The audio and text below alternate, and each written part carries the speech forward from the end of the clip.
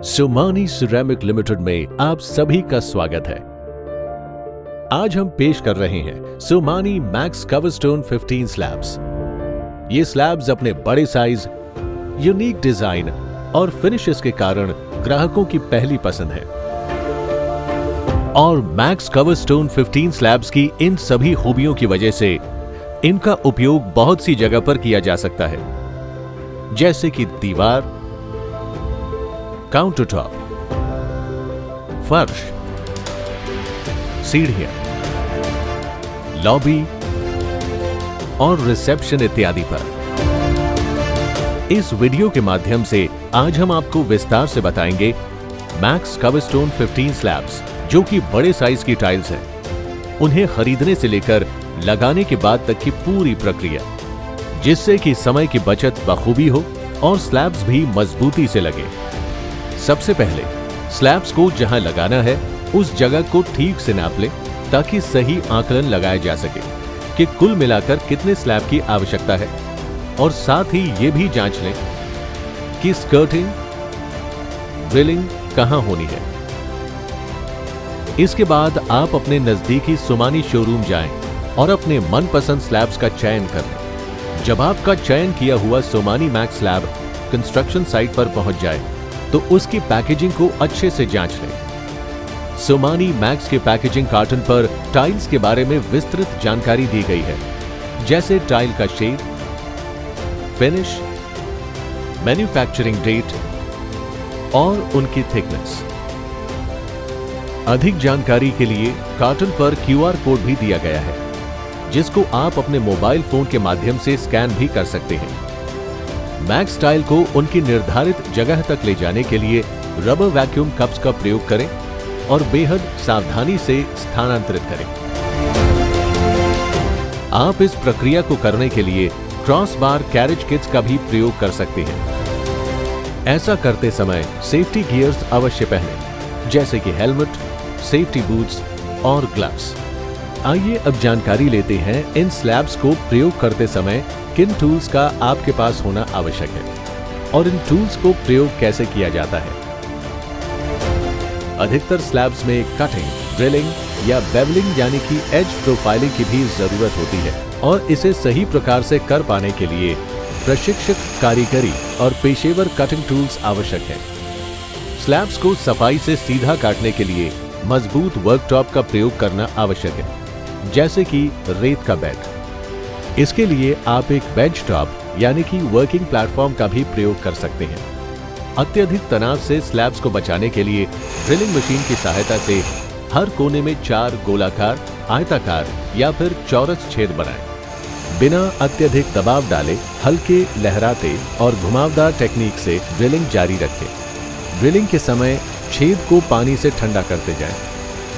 इस बात का ध्यान रखें कि आप कंटिन्यूअस डायमंड या टर्बो डायमंड कटिंग ब्लेड्स का ही प्रयोग करें। दूसरे टूल्स या ब्लेड से स्लैब टूट सकते हैं। किनारों को काटने के लिए भी आप कंटिन्यूअस डायमंड कटिंग डिस्क का ही प्रयोग करें। आप विभिन्न तरह की एज प्रोफाइलिंग या नोजिंग करवा सकते हैं। स्लैब्स की एज प्रोफाइलिंग या नोजिंग इनकी खूबसूरती को निखारती है। अब बारी आती है स्लैब को लगाने के लिए बेड या आधार को तैयार करने की। इस बात का ध्यान रखें कि आधार, स्क्रीड या सबस्ट्रेट जिस पर आपको स्लैब लगाना है पूरी तरह से समतल, सूखा, ठोस और धूल रहित हो। दीवार में लगाते समय इस बात का ध्यान रखें कि वो RCC या जिप्सम से ना बनी हो, और साथ ही दीवार की सतह समतल है। इसकी जांच के लिए स्पिरिट लेवलिंग स्केल का प्रयोग करें।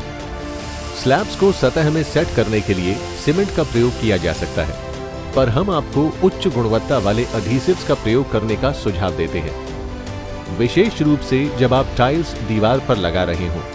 हमारा सुझाव है कि आप सोमानी इजी फिक्स SEF 777 और इजी फिक्स SEF 888 का ही प्रयोग करें।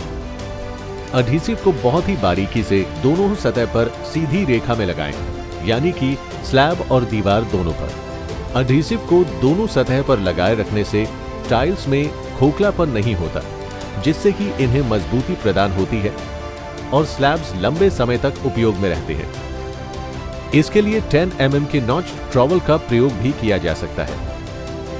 कमर्शियल स्पेसेस में खोखलेपन को रोकने के लिए अडहेसिव की थिकनेस का खास ध्यान रखें। इसके अलावा अडहेसिव का 100% कॉन्टैक्ट सतह से बनाए रखने के लिए रबर मैलेट से स्लैब के हर हिस्से को धीरे धीरे टैप करें। ऐसा करने से दोनों सतह के बीच की हवा निकल जाती है और जोड़ को मजबूती मिलती है।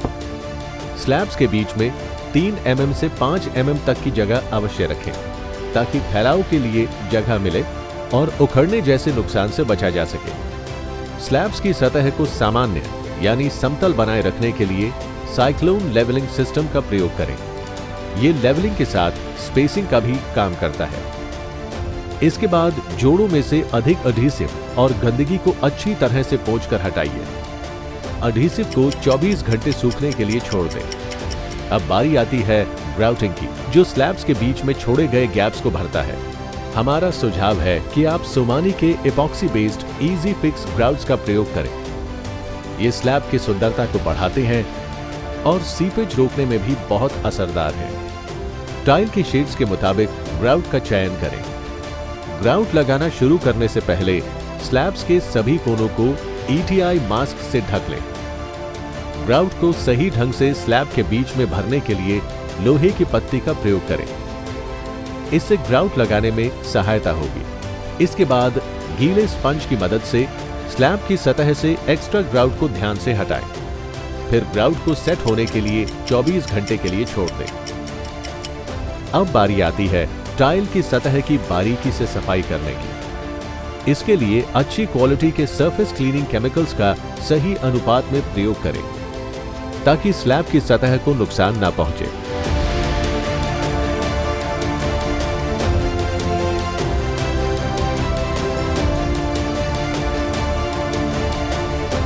हमें विश्वास है कि इस वीडियो के माध्यम से आपको स्लैब्स लगाने की उचित जानकारी मिली होगी। भविष्य में यदि आपको और जानकारी की आवश्यकता पड़ती है तो हमें इस ईमेल आईडी पर मेल करें। हम आपके सभी प्रश्नों का उत्तर अवश्य देंगे।